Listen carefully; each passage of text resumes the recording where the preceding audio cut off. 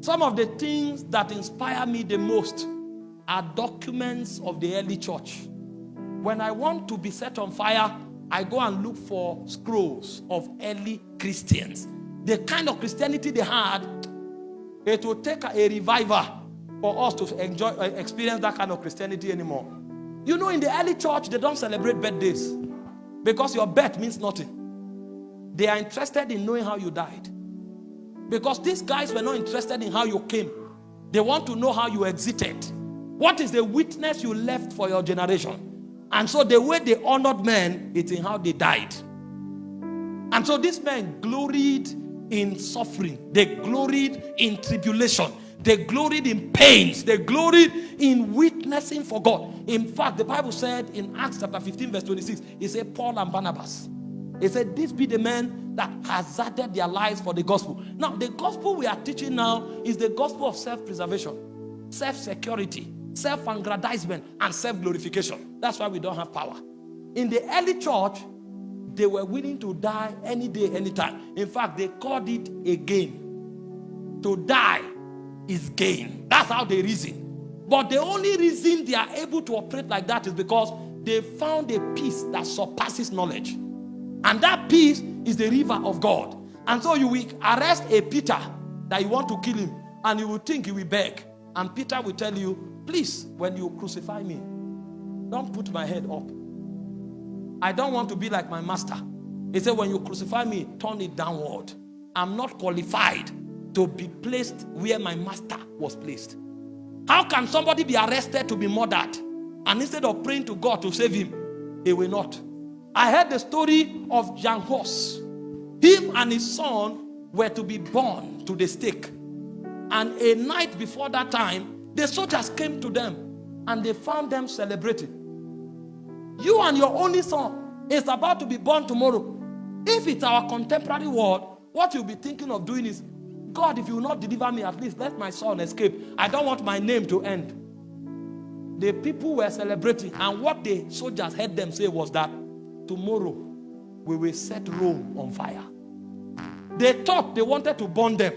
Meanwhile, they said they will set Rome on fire. And when they wanted to burn the man, he didn't beg. What he said was that, today you have born one goose. He said 100 years later, there will be a swarm of geese. That means this one man you are killing today, the witness he will generate will become 100 men in the years to come. And according to his prophecy, 100 years later, Martin Luther rose.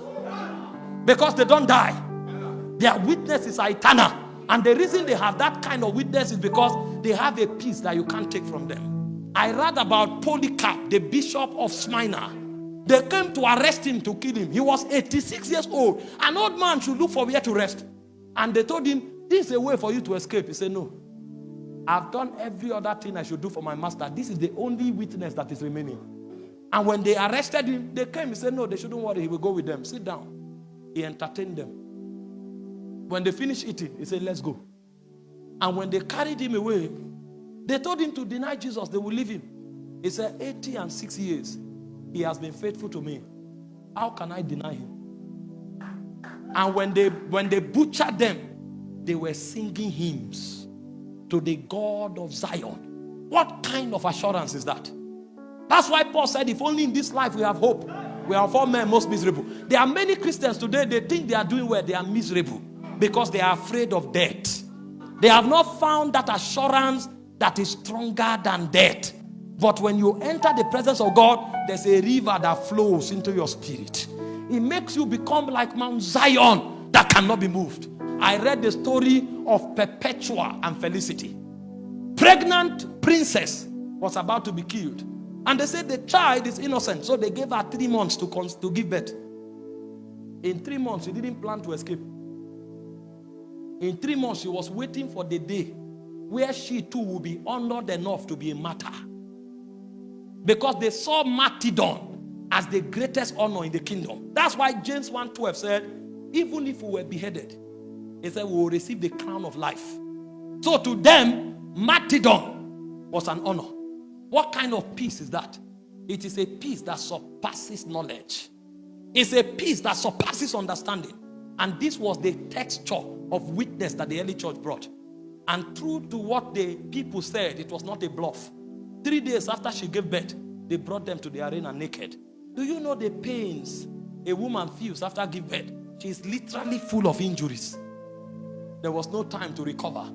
And they were carrying wild lions, beasts.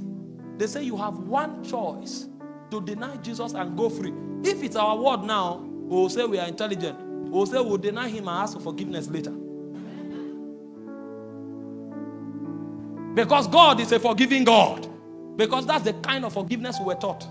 Somebody met me and said, even if I fornicate today, God will forgive me. He doesn't know the judge. He only knows the Father. He doesn't know the judge.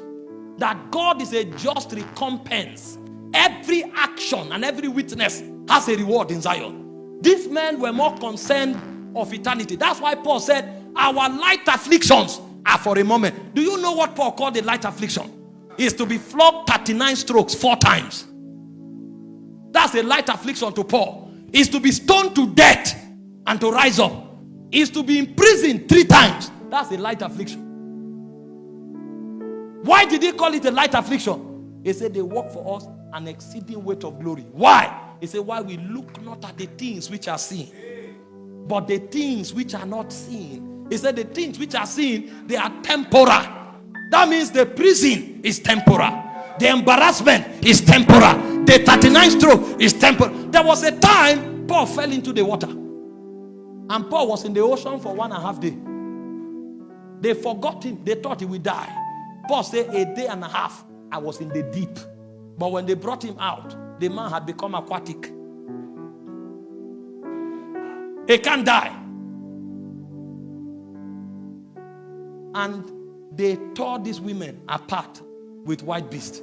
You would think the church would be afraid. But when they hear that those ones did not deny Jesus, their faith is strengthened. So the reason the gospel came to you and I is not because of theologians. It's because of martyrs. Men that know peace that cannot be defined. Peace that cannot be explained. This kind of peace, you are not taught it. You experience it as a river in the presence of God. The generation we have today that does not know the presence of God, they will deny Jesus 1,001 times. That's why people are denying Jesus on their job. Say, I'm a police officer. If I don't bring the bride, I will lose my job. And so what? What is your job compared to eternity? Somebody comes and tells you, I don't have anything to eat. That's why I became a harlot. You are not a Christian. You were not taught correctly. Go and find out about the early church. It was an honor to be hungry for Jesus.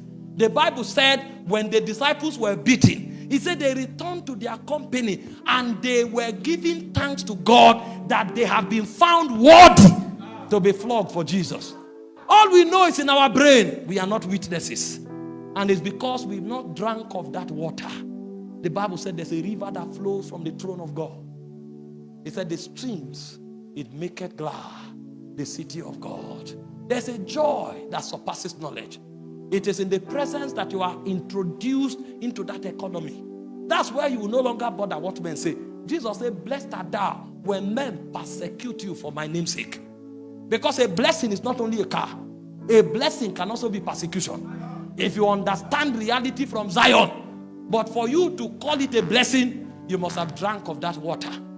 There's a water that is served to those who come to the present. That's why they become like Mount Zion that cannot be moved. I fear for our generation. Intelligent, full of lingo and drama and charisma, but there is no stamina in the presence.